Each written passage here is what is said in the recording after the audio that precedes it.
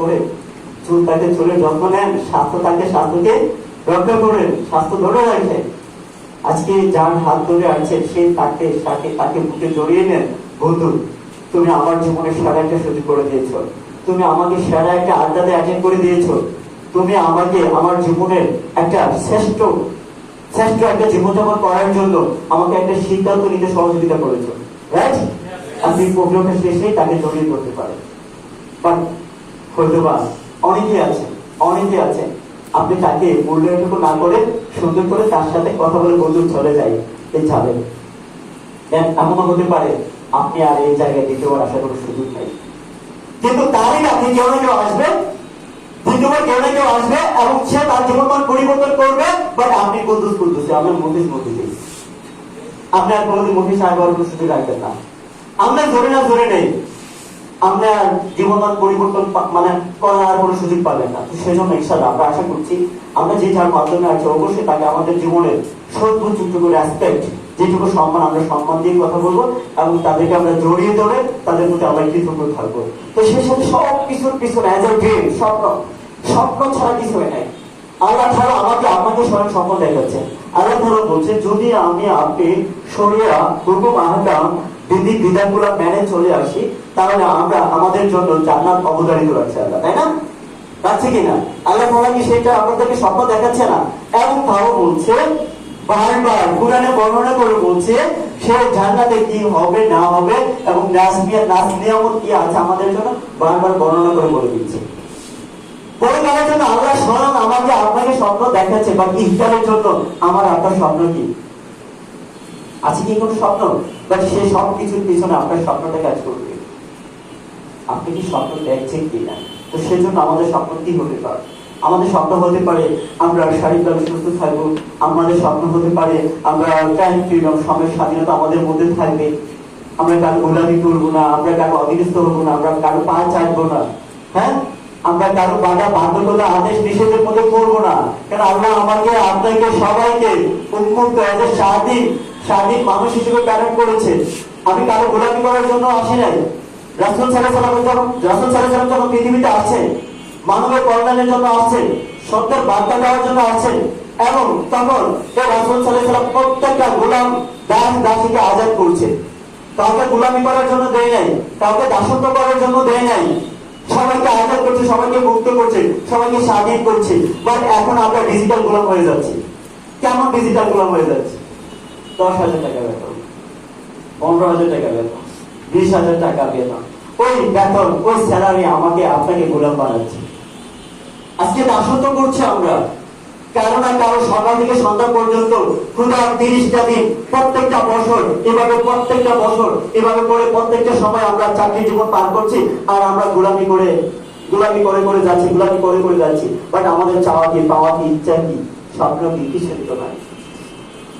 তো সেজন্য আমরা কারো দাসত্ব করবো না, আমরা কারো গোলামি করবো না। আমরা এমন কাজ করব যেখানে আমি নিজে স্বাধীন থাকবো, অসংখ্য মানুষকে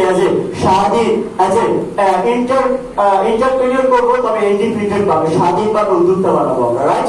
তো সেজন্য এটা আমাদের স্বপ্ন হতে পারে। নাম্বার 3 স্বপ্ন হতে পারে আমার অর্থনৈতিক ভাবে সচ্ছলতা আমার লাগবে, রাইট? আমি কারো কাছে 5টা টাকার জন্য হাত পাতবো না, কারো কাছে আমি ছোট হবো না, কারো কাছে গিয়ে বলবো না আমাকে 5টা টাকা দান দেন, 10টা টাকা দান দেন, সেটা আমরা বলবো না। এটা আমাদের স্বপ্ন হতে পারে আমি ধার নিব না, আমি ধার দিব। আমার বাবা মা কারো কাছে টাকার জন্য ছোট হবে না, বাট আমি থাকতে আমার বাবা মার সেই সচ্ছলতা ফিরিয়ে আনবো, রাইট? বাট কখনো কারোর সামনে সেই তাদেরকে ছোট হতে আমরা দিব না।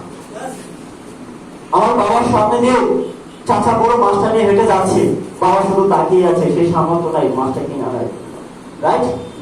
আমার মায়ের সামনে দিয়ে রঙিনের শাড়ি পরে হেঁটে চলে যাচ্ছে চাচি, হ্যাঁ, জেঠিমা হেঁটে যাচ্ছে, বাট সেই সামর্থ্যটুকু আমার মায়ের নাই যে আমার মা সেই শাড়িটা পরবে।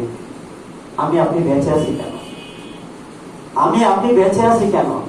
যেখানে আমার মা, আমার বাবা, আমার ভাই, আমার বোন তাদের সেই অক্ষমতার জন্য তারা বিভিন্ন ভোগ বিলাসিতা করতে পারছে না, অক্ষমতার জন্য তারা অনেক কিছু নিয়ে তারা আফসোসের মধ্যে পড়ে আছে, তাহলে আমি আপনি বেঁচে আছি কেন? সেজন্য আমরা অর্থনৈতিকভাবে স্বাবলম্বী হব, অর্থনৈতিক সচ্ছলতা ফিরিয়ে আনবো নিজের জন্য, পরিবারের জন্য, মা বাবা ভাই বোনের জন্য। এটা আমাদের স্বপ্ন হতে পারে, রাইট? স্বপ্ন হতে পারে কিনা? স্বপ্ন হতে পারে? পারে, অবশ্যই পারে। তো সেজন্য আমাদের আরো কিছু স্বপ্ন হতে পারে। কেমন স্বপ্ন? যে আমরা দেশ বিদেশে একটু ঘুরে বেড়াবো, দেশ বিদেশে একটু ঘুরে বেড়াবো। আল্লাহ তাআলা কোরআনে বলছে, কোন সিরু ফিল আরদি, তুমি যখন ভ্রমণ করো, দেখো আমি আল্লাহ তোমার জন্য কি সৃষ্টি করেছি। আল্লাহ তাআলা যে আমাদের জন্য সব কিছু সৃষ্টি করেছে বলছে, তুমি দেখো আমাকে ফিল করো, অনুধাবন করো, আমার অস্তিত্ব তোমরা খুঁজে বের করো, আমার বড়ত্ব তোমরা খুঁজে বের করো। কার জন্য বানাইছে? আমাদের জন্য। আমরা এগুলা দেখে বুক করে কি আল্লাহর অস্তিত্ব পাবো না, আল্লাহর বড়ত্ব পাবো না? হ্যাঁ, পারবো কিনা বলেন? সেক্ষেত্রে এটা আমাদের স্বপ্ন হতে পারে, বিশ্ব ভ্রমণ আমরা একটু ঘুরে বেড়াবো। ছোটবেলা আমরা পড়ছি কোথায়? ছোটবেলা আমরা পড়ছি প্রাইমারি স্কুলে। কি পড়ছি? থাকবো না গো বন্ধু করে ভাগ্য এবার, জগৎটাকে কেমন করে করছে তাকে যোগাতে করে দৌড়ি পাকে। Right right. কি পড়ছি? অবুঝকালে, ছোট বয়সে, যখন আমি বুঝি না বিশ্ব ভ্রমণ, আমি বুঝি না, দেশ বুঝি না, জেলা বুঝি না, গ্রাম বুঝি না, বা শুধু নিজের ঘরটাই বুঝি, আর নিজের স্কুলটা আছে এটাই বুঝি, আর কিছু বুঝি না।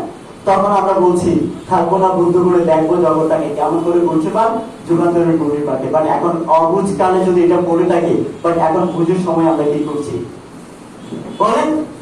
অবুঝ কালে আমরা এটা করছি, বাট এখন বুঝের সময় হয়েছে।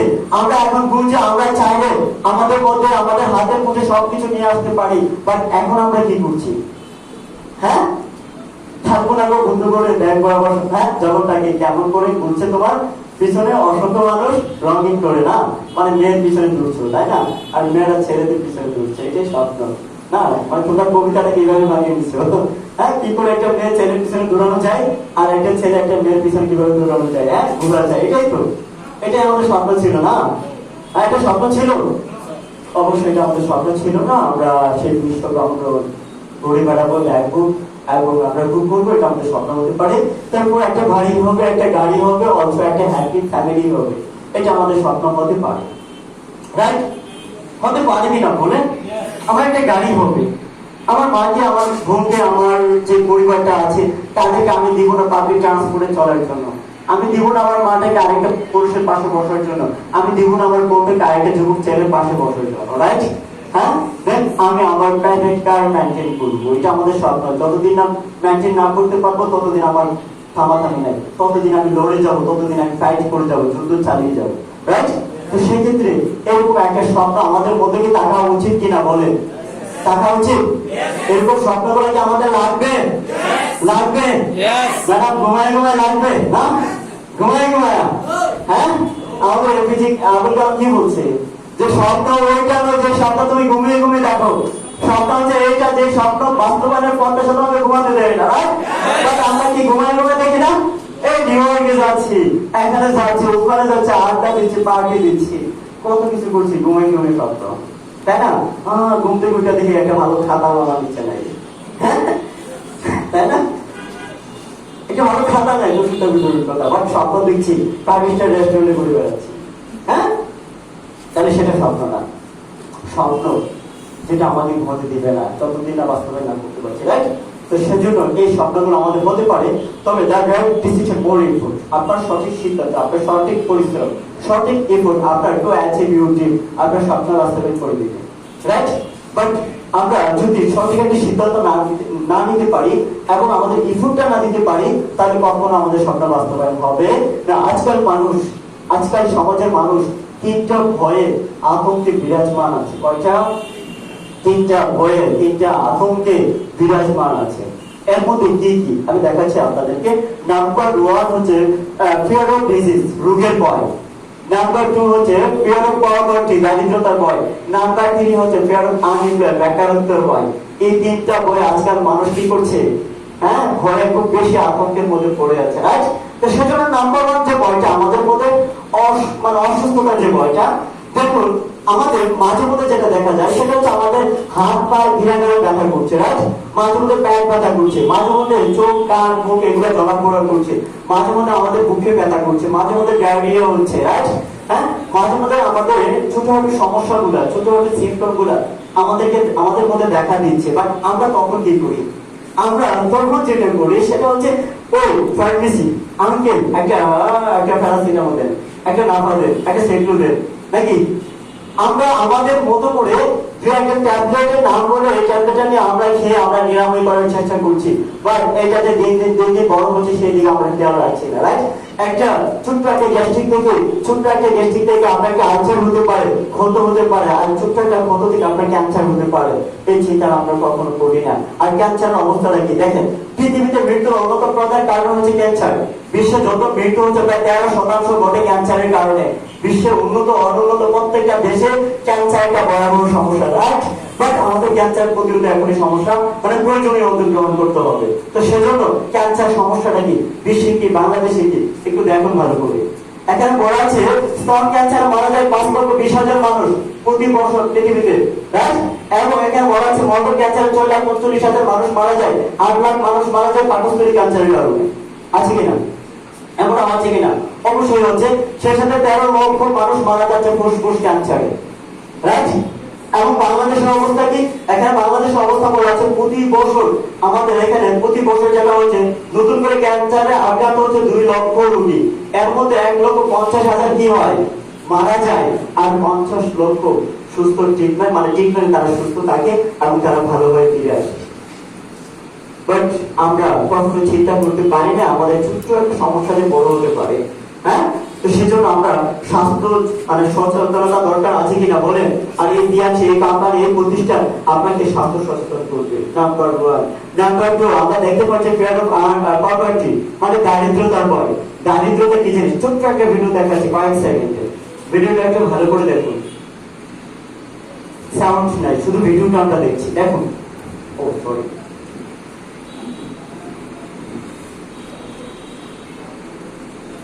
দেখুন ভিডিওটা কি হচ্ছে।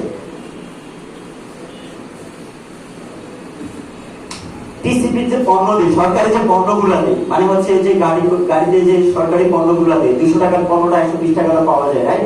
তার মানে 80 টাকা বাঁচানোর জন্য মধ্যবিত্ত ফ্যামিলির যে ছেলে মেয়েগুলা, মানুষগুলা কিভাবে দৌড়াচ্ছে একটা গাড়ির পিছনে, দেখুন মারাত্মক ভাবে দৌড়াচ্ছে, রাইট? হ্যাঁ, বাট এই খেয়ালটা আমাদের মধ্যে আছে। আমার মা, আমার বাবা কি করছে 10 টাকা বাঁচানোর জন্য, 5 টাকা বাঁচানোর জন্য, এই চিন্তাটা আমরা করি না। আর কি হচ্ছে এখানে দেখুন একটু ভালো করে। এখানে দেশের নতুন করে দরিদ্র 1,24,00,000 মানুষ কমিটিভিতে করছে, হ্যাঁ? তারপরে দরিদ্রতা কি আমাদের মধ্যে দেখা দিচ্ছে যুগান্তর রিপোর্টে, করোনার পরে দেশে দরিদ্রতার সংখ্যা দ্বিগুণ হয়ে গেছে। তারপরও আছে শহরের অর্ধেক পরিবারে দরিদ্র হতে পারে, দরিদ্রতার ঝুঁকিতে আছে, রাইট? তো সেক্ষেত্রে এই দারিদ্রতা আমাদের বিশাল এক সমস্যা। বাট কি করে আমার সচ্ছলতা আমি ফিরে আনতে পারি, সেটা নিয়ে আমরা কাজ করছি। তার নাম্বার 3 হচ্ছে ফিয়ার অফ আনএমপ্লয়েড, বেকারত্বের ভয়। এখানেও ছোট্ট একটা ভিডিও দেখাচ্ছি আপনাদেরকে। বেকারত্ব জিনিসটা কি দেখুন। বেকারত্ব একটা কত ভয়াবহ আমাদের জন্য সমস্যা হয়ে দাঁড়াচ্ছে।